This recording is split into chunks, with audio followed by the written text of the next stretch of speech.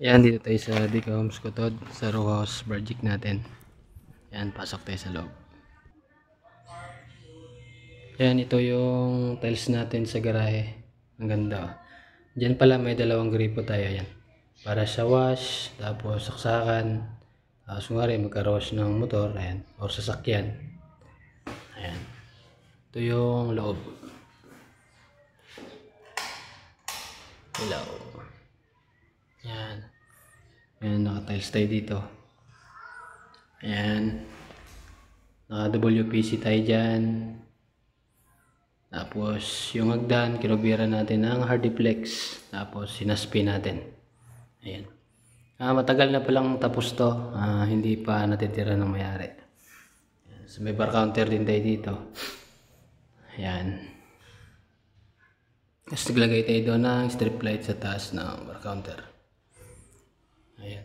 Ito yung itsura dito sa kusina. Ayan. May outlet din tayo dyan para sa ref. Ayan. Ganda. May exhaust fan tayo. May ilaw tayo dyan. Ayan. Akyat tayo sa taas.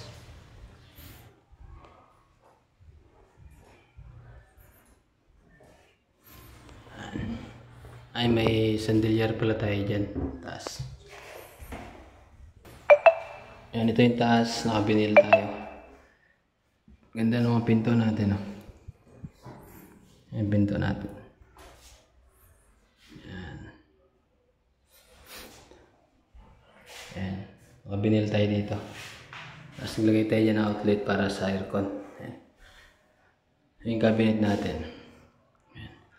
Cabinet pala natin is wala ng handle, hindi pindot yan. Ano? Yan, sarado. Tapos hydraulic siya. Yan.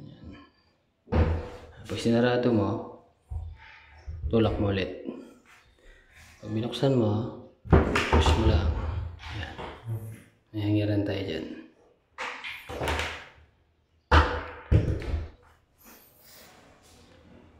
Ayan, mga ilaw natin dyan.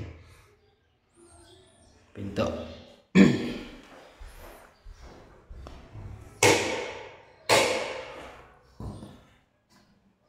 Ayan, dito sa pangalawang kwarto may saksakan din para sa aircon. May ilaw. Ayan. Ayan, oh.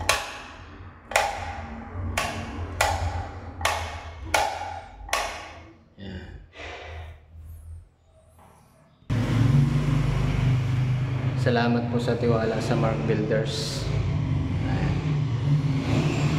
Mga gusto magpagawa, direct PM nyo lang ako para mapag-usapan natin yung price.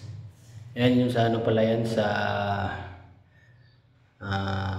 drain ng tubig sa bubong natin. Binalot natin ng Hardiplex yan para malinis tingnan. Dito naman, pinalitada natin yan kasi may nusing tayo dito. Yan, pinalitada natin para pamantay. Yan. Pantay yan. Ganon din dito. Kasi dito sa Dica Homes kasi hati kayo ng pader. Kaya may nusing dyan. Ginawa natin kahit na makapal. Pinalitadahan natin para malinis tingnan. May mini bar counter tayo.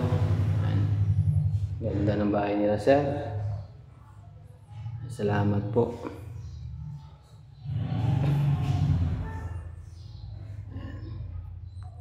Bye-bye.